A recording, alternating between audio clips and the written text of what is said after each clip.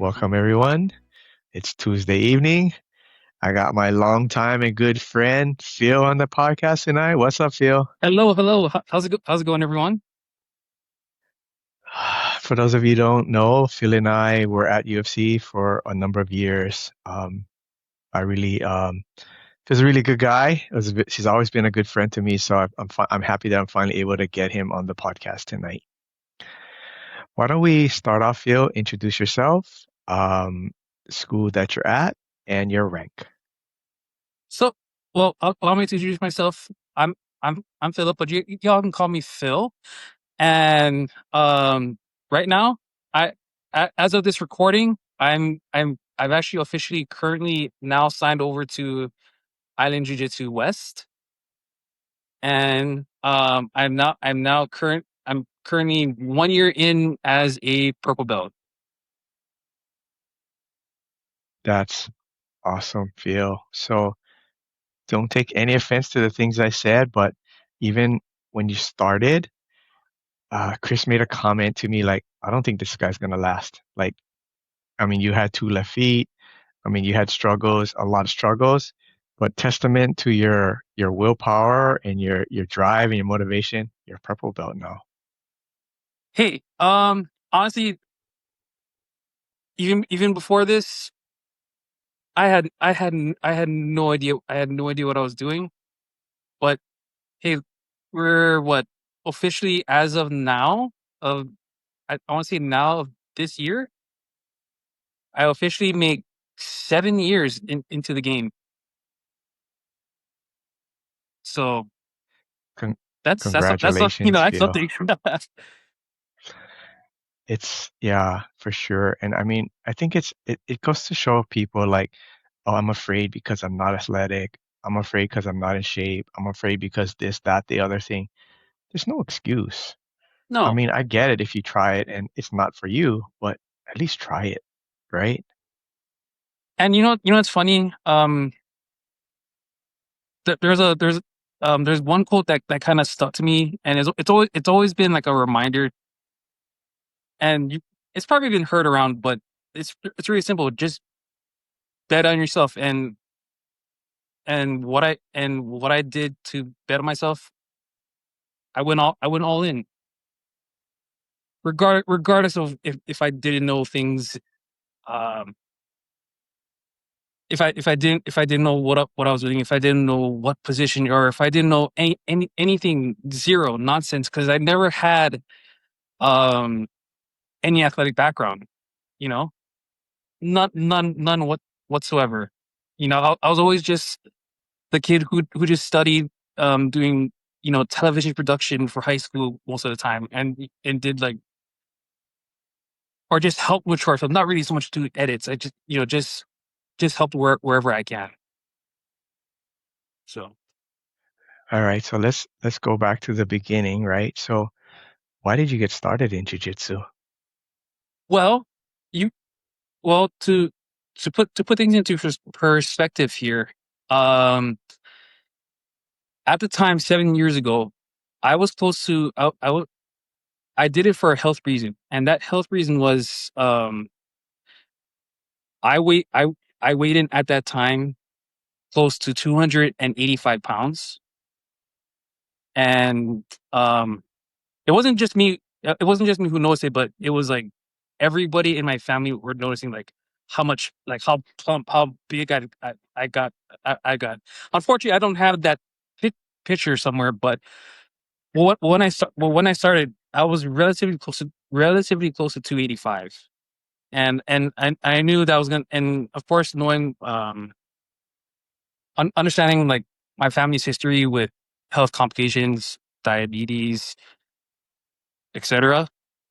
I knew from then, like, that was the point of, okay, hey Phil, it's time to sign up for a gym membership. It's time to do something different. So, and leads into the origin story of how I got in. And oddly enough, right? Um, oddly enough, right? When I signed up for UFC gym, it was just all by coincidence, right? Because when I when I when I when I used to work for this company called Island Palm Communities, building maintenance, that's what I got into. Um, and I got in just because of benefits, because it was free at the time. However, fast forward to that, I was I was just casually just watching lifting weights here and there, and at times this is before now. If you guys go UFC gym White Kelly, before the remodel and whatnot, like I look I was I was looking like right eye across the mats, and I was like, huh. So I was just eyeing it out, and then out of nowhere, being the way Chris Templo was, just approaches me. Is like, well, hey, I think you should just sign up. I was like, I'll think about it. And then this happened for like 2 weeks, and lo and behold, like, okay, you know what? Let's do it. Let's see where this goes. And hey, the rest is history. The rest is history from there. So just for a point of reference, right? How tall are you, Phil? I am currently 5'6". Okay, so if you're 5'6", 285 pounds, and I guess you decide, fortunately, right, you decide to make a change in your lifestyle, join the gym, join jiu-jitsu, right? So do you mind me asking what your weight is about now? Right now, I'm currently sitting at 235 pounds. So Okay, so that's a 50-pound weight loss. That's yeah. substantial. That's very substantial. So Do of course, you do you feel that obviously the biggest change was jujitsu, so is that from the exercise and maybe from the approach to trying to be more healthy? oh, 100%. Like just the approach, just the bug when it happened. Like I like I didn't imagine getting hooked the way that I did now. Was honestly, I can't even find the word to put it here, but I never imagined the way that how a lot of us it felt like I got the bug when it happened. Like like once that bug hit, like I knew, like whenever work was finished, that was like the one thing every day I was looking forward to, and maybe except Fridays here and there, but still, that was the one thing I've always looked forward to. And you know, from there, you know, like I'm not gonna be perfect day one.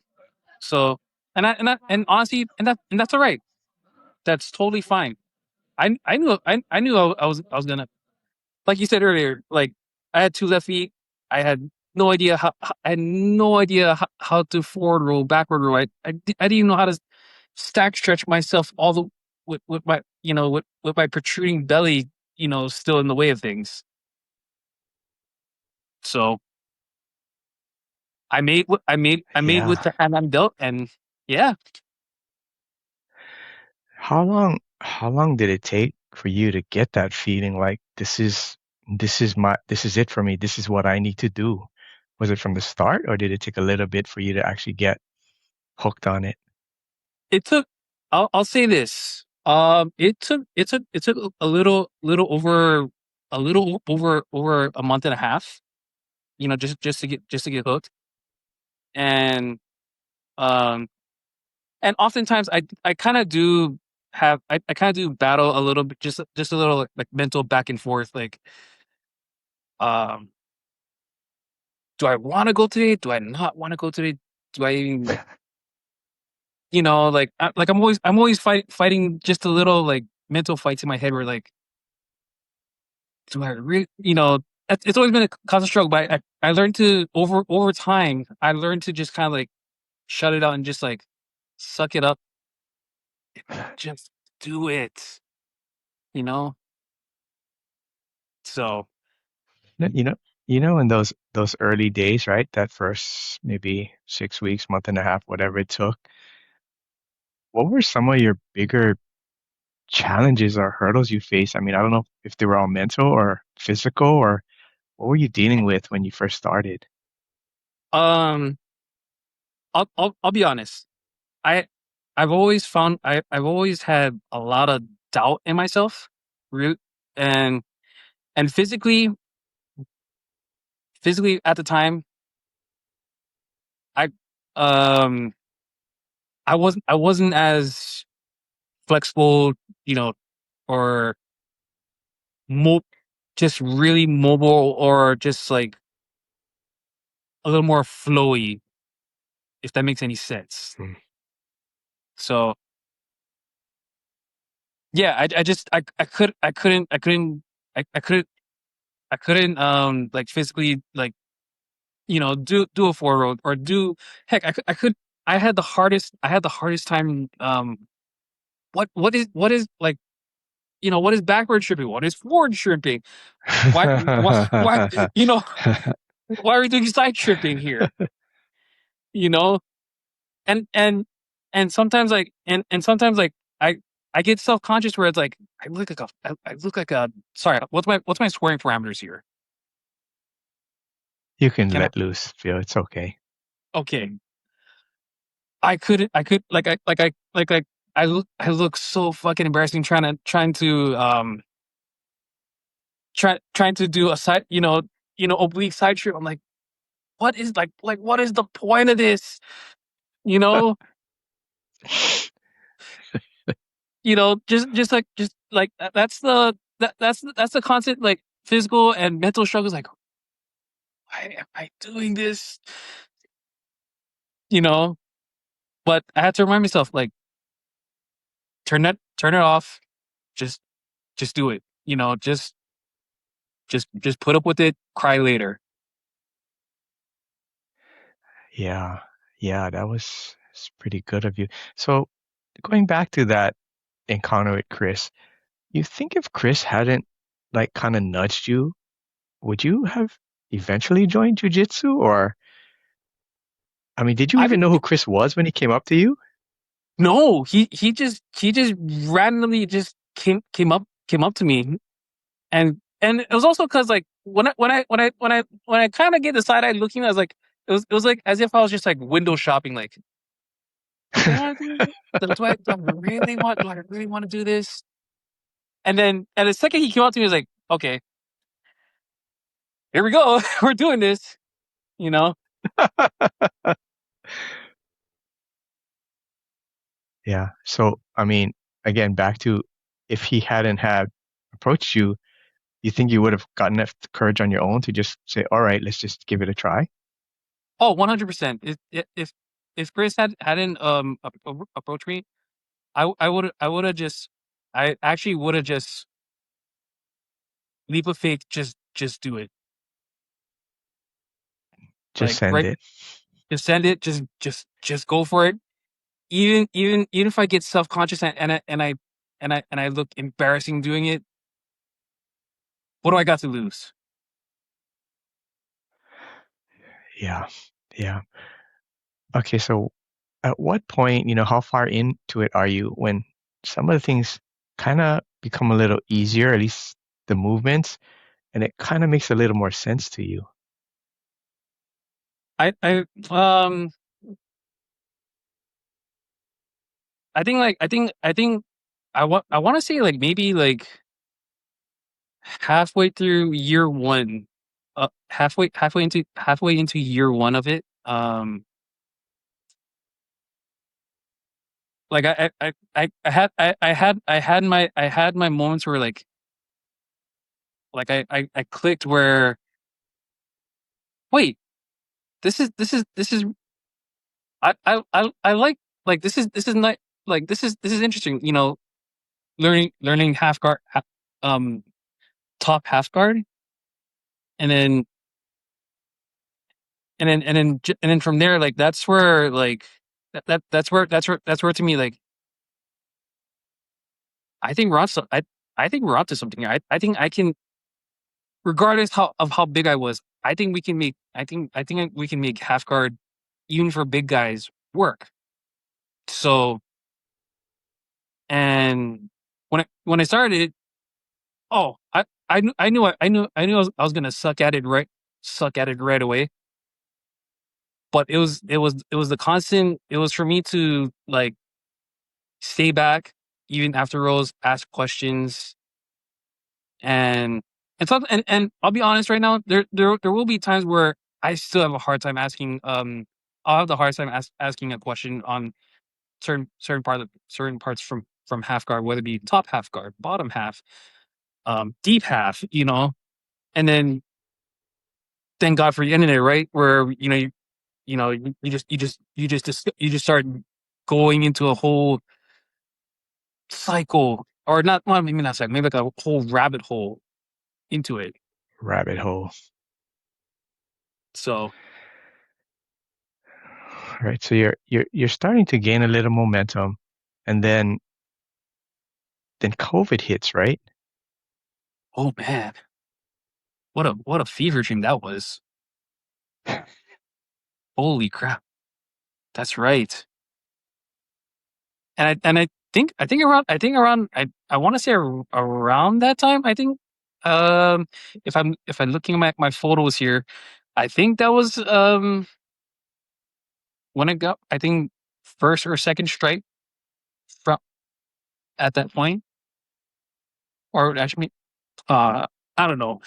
But yeah, COVID was I'm not gonna lie to you, that was something else. That was something else, you know. Yeah, What but a boom period. you you would come out to Tank's place, right? So funny thing you mentioned about tank stuff. So the the early days of underground jiu-jitsu, right? I didn't show up maybe like around late 2021, only because at the time, from what I learned, I mean, and this is just from like outside perspective, I wasn't invited to come down to VIP tires. So I kind of just, so I basically just kind of bided my time, uh, just seeing if I can if I can just train elsewhere, or well, maybe not train elsewhere, but just like train at home as much as possible. Because again, COVID was a very fun time, even with you know, buying puzzle mats, buying jujitsu dummies, you know, just to practice. And sometimes I think I remember sometimes here, like when my room was not as cramped as it is now, um, you know, just trying to practice mobility, or just trying to, you know, just trying to practice backward rowing, or you know. And I remember all the Zoom Jitsu calls we had, which I thought Yeah. were like genius at the time, pure genius. So I like that. what a, I like that term, Zoom Jitsu. That's yeah. what it was. That was what it was. So I mean that's the that's the one way to kind of describe jujitsu and COVID in that period.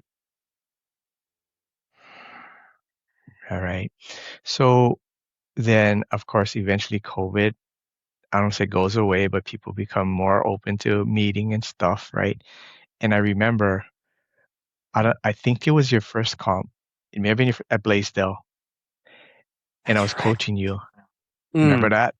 I I do. mean, your first match, and you went against that dude. He must have been like 8 feet tall and 300 pounds. That dude was a giant. You remember that? Only, only that dude was fucking huge.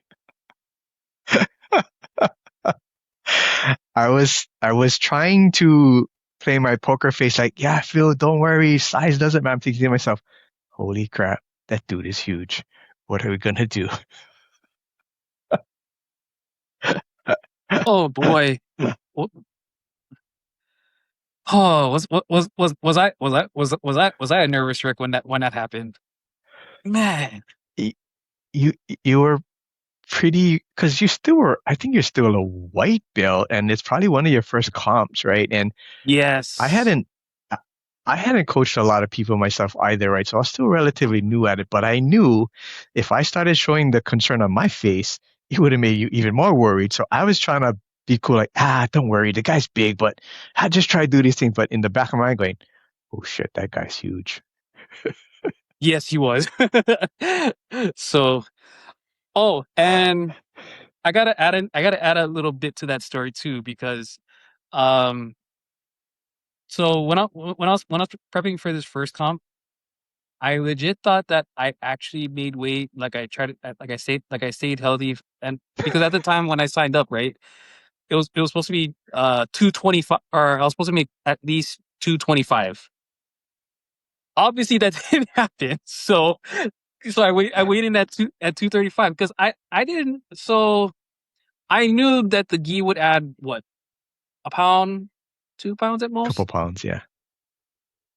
So I weighed over. I'm like, oh crap, this is gonna be bad. And then that's how I got delegated to the super heavyweight. I was like, oh boy. That was that was it. Well, for one thing for sure, you're never gonna forget that first comp. That thing's gonna stick in your head probably till you're 100 years old. Like it'll Oh stick no, in my head till I I'm 100 years old. no, oh no, I still have it on my phone. I'm never gonna delete that. I don't.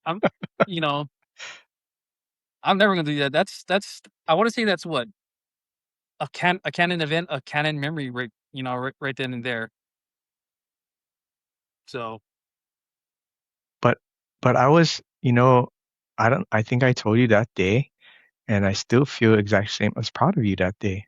I mean, regardless of the outcome of the match, you went out there, and from somebody who was probably super hesitant to just do jujitsu in general, but to go out into a competition and put yourself in front of a crowd, that's not an easy thing to do. oh no, I was honestly scared out of my mind that day. But scared out of my mind, but also I was also like, I was also not coughing sick, but like I was just like headaches, and I was just like headache nervous, and I was just I was like, can I get through, this day? And then, lo and behold, I got through it. And I remember during Yeah. those times where sometimes your match, I learned right then and there, was that you think your match is at 11 a.m., but then the thing gets pushed back to like 7 p.m. I'm like, oh boy. You gotta manage your energy and your nervousness and your preparation because yeah, local tournaments they all run like that. So I learned that one the hard way. I'm like, oh boy. But was there, I mean, prior to jujitsu, right, was there ever a time where you did something like that, where you kind of went out of your comfort zone, put yourself in front of a crowd of people and did something like that? No, now that I've actually thought about it, because I've always just kind of just stuck around, just help work. I feel like I kind of help more behind the scene, just from a perspective, just behind the scenes stuff, just where I can lend a hand there, and not be in front of a crowd, you know, where Mm, wherever mm, I could help. That's where mm. I always was, and just try not to look too inconspicuous. Yeah. So, I mean, realistically, that was a huge step for you to take, right? Yes. I mean, what was what kind of drove you or motivated you to even sign up? Because if, it's definitely going out of your comfort zone. Do you remember what it was? I mean, was it peer pressure or everyone's doing it or like you felt you needed to try to do something different? I knew when that tournament got announced, like I was kind of discouraging myself to not do it, and I do have to get I do have to give credit to well, I know she doesn't train as much, but to but to Myra, she's one of the few people who I can credit, like kind of got it, like kind of just broke me out of that self doubt, like just just do it. And then so people like her, people um Alyssa Spiritu, you know, um you know when you have people who they can read and they can see like you're having doubts, but they encourage you in the right way to do it, you know. I was like, dang, like I feel like super grateful that um for the people in my life that actually cared to like convince me to do it. And it's really rare to just have that select group of people to convince you to do something that you've never done in your life. So I look forward, and I've always looked forward to it since then.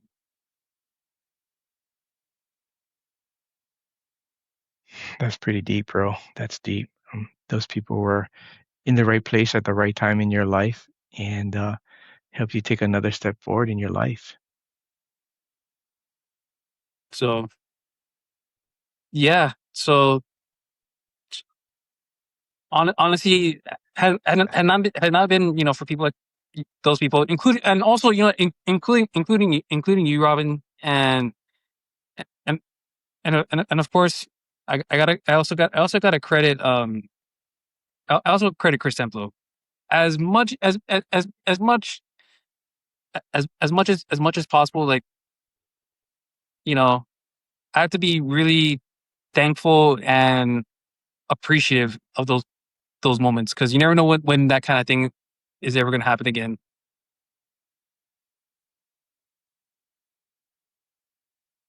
You bring up a point that I talk a lot about of enjoying those special moments that you're in.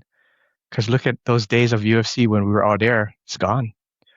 We're not all hanging out together. Remember, we go to class, we train, we sit on the mat, talk for hours. Those days are gone. Yeah, you never know how good until you have it. That's that's six deep. Yeah, yeah. The good thing is, I feel is that even though it's not there, the connection is still there. Like I don't see you for a long time, but I talk to you and it's like you would never miss a beat.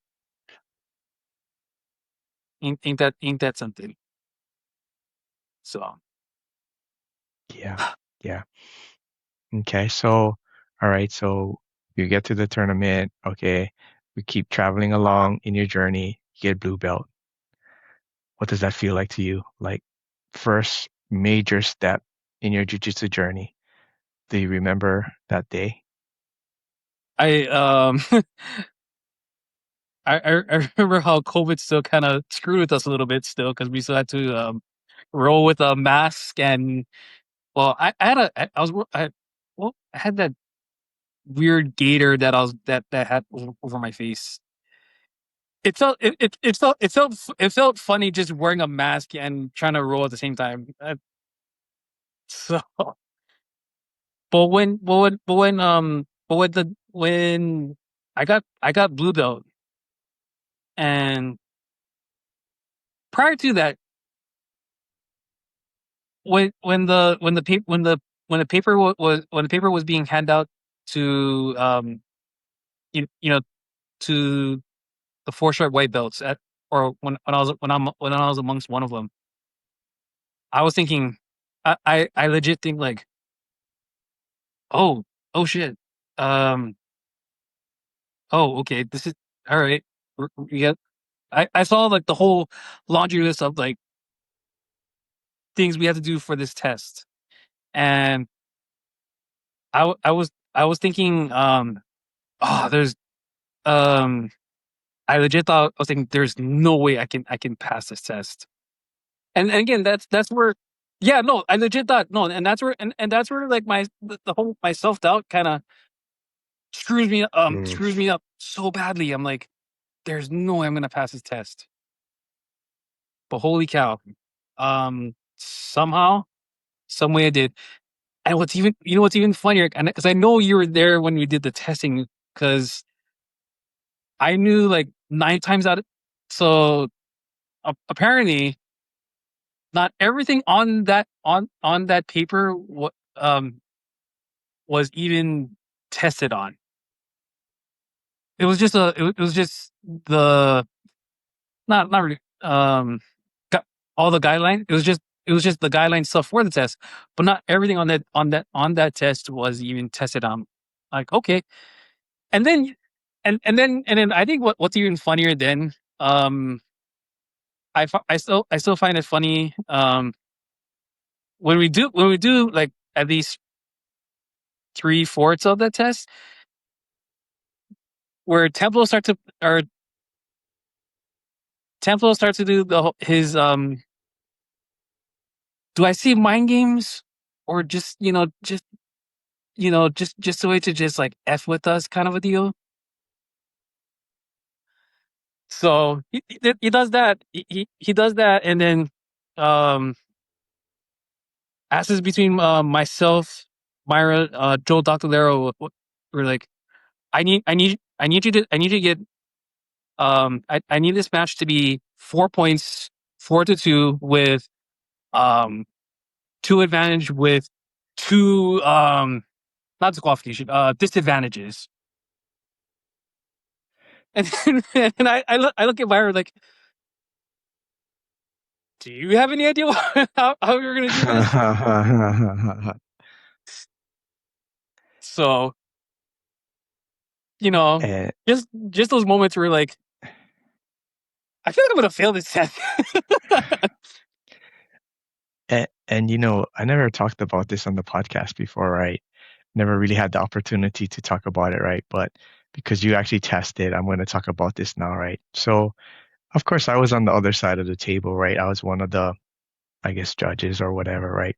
Yes. So, Chris purposely made you think you were going to fail.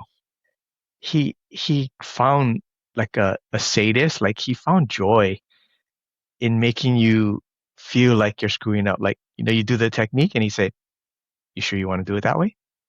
Is that your final I remember. attempt?" And he'd just be going like, "What? Huh? You're already messed up as it is, right?" But he just, according to what I heard, when he tested, that's the way his instructor did it. So somehow he found joy in torturing every single person that tested, like everybody. Like he even did that to us in the early days. And I was like, I mean, so we have the sheet, right? We have the sheet Yes. with, you know, the techniques that you guys are supposed to be doing, right? And then we have like the extra stuff you guys had to do at the end, right? He says, okay, just make like you're writing something, but there's no space for us to write anything. All that stuff was just to punish you guys or to torture you. That's all that was. Oh shoot. He Man. was a he was a he was a cruel dude, man. And I mean, we went along with it, but on the inside thinking, man, this is kind of mean, you know? Yeah, and then I see you, like you, Rob, and Chris were like kind of like team hunting like this. I'm like, and I'm looking forward, like, what the heck are they talking about back there?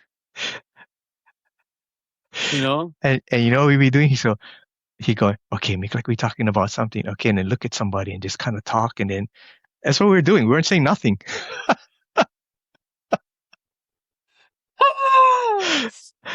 Those, those were those were some fun times for us. It was not fun Yeah. times for the testers. I mean, it's out now because they don't test anymore. He wouldn't even, like half my papers. I wrote nothing on it because he didn't even collect them. He didn't even look. He didn't even care what you did. So the way I tried to help people, right? Yeah. I said, dude, or lady, if you got the paper, he feels you're that belt already. It's not like you'll test and it will determine if you're the belt. You got the paper, you already got the belt. This part is just for his own amusement to torture you. That's really all it was.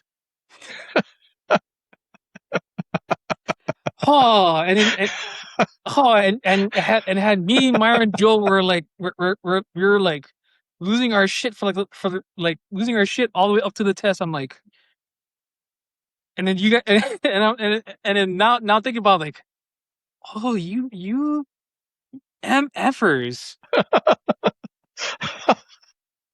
So he was the ringleader, bro. I was just one of the minions following along, right? And I did I don't want to say find it humorous, but I was like, okay, I guess this is kind of like a rite of passage, right? You're getting your belt, so we're gonna torture you.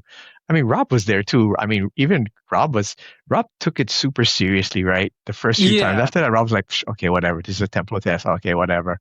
Right? It's like, okay.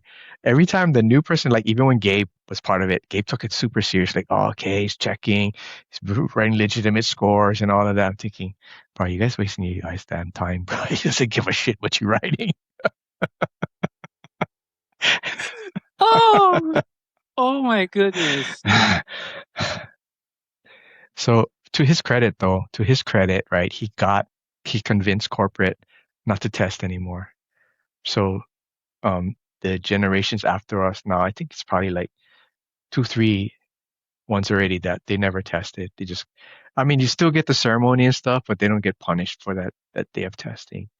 And to his credit, he also got the fee waived, so you never have to pay.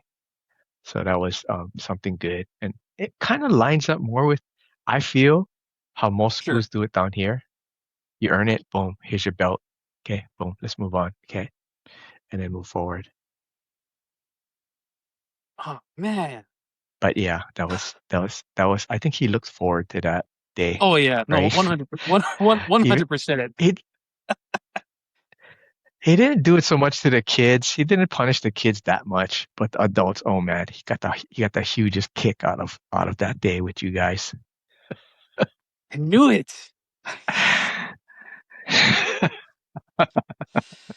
But you know what? The insider story, bro. Yeah.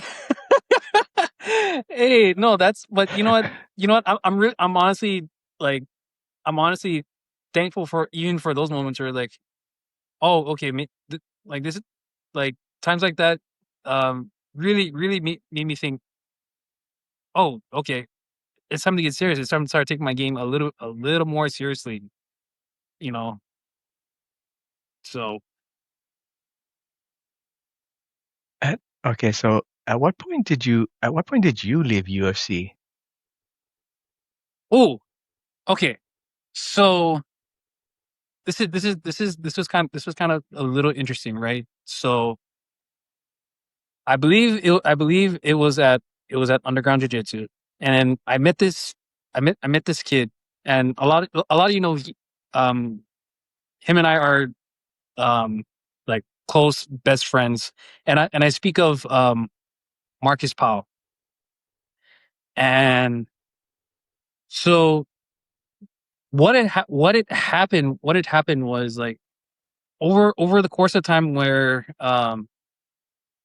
when whether Jesse who we all know um brought me and Marcus together, and then there'll be times where I gave Marcus a ride home. And that's where like we connected on the mats and then off the mats, and we became best friends. And then one of those times that I think one of those times during underground when I seen him again. Um, he I believe he was already a student over at Roots Jiu-Jitsu, and he invited me that just at one time. At one time, and I was like, "Oh, hey, this would be cool to do more cross training, and kind of go on this adventure and check out more schools." And so what happened, right? I come down to Roots Jiu-Jitsu in their first location, not you know back when I think it was still that one part Pro City right by. Car lot, yeah. Yes. So, and from there it pretty much opened my horizons, like, holy cow, these are some cool people. And then um from there it really just became like one after the other. And it became like whenever I had the time to either I had a holiday somehow landed on Friday, or there'll be times where sometimes or where I'm debating in the morning at work, like, do I want to go work today or do I want to train? So I did have to pull the I did have to pull the yeah, exactly.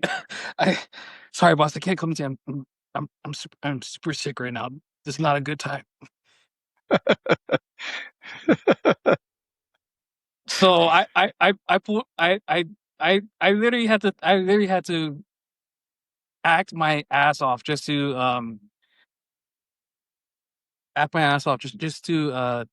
what you call um just do just so I can go. But the only problem was, like, um I had to make sure no one at work was following me, because had if anyone was following me at work, oh boy, that's gonna that's that this is not gonna bode well. You know, I'd have to explain to my bosses, like, I thought you were sick. I was sick, kind of. Oh my I'm goodness. sick of work. Yeah, exactly. Oh my goodness. So Okay, so you left UFC, then you trained at Roots for a while then. for a while, and so this is where it gets interesting from my point of view. Um, yeah, this is where it gets a little bit interesting, because I'd rather have Marcus tell this story, because from my point of view, I know things kind of got out of hand between him and Roots. So, as loyal as I was, I I legit I legit followed him all the way through. As he was ringleader, I followed him when we left Roots, when um we trained at Nainoa Dung in Kapolei, and then um whatchamacall, and then from there, like, this is where I mean, we were kind of like hopping around through a lot of places between me and him. And then this was also the point where I actually moved out of my parents' house for a short minute and lived with him and well, his now ex-girlfriend. Um, so um, yeah, so that's basically what happened. Yeah, I'd rather have Marcus tell this story much more better than I do, because like I said, um, it's not so much my story to tell. I would feel this is if Marcus ever tells his story, he'll get more in depth with it. Where I followed all the way through, and even up to the point where um Vince Tapaquin, who was training at Shinsekan Judo at well, they just started the jiu-jitsu schooling part maybe like about a year and a half ago, and so so that's how we got to that's how we got to Shinsekan, and then of course during those times that's also where we had invites to IGJ West, and you know we started building. I look at it as like we build connections. So I apologize. Let me I gotta take a quick break here. Real quick. Sorry. One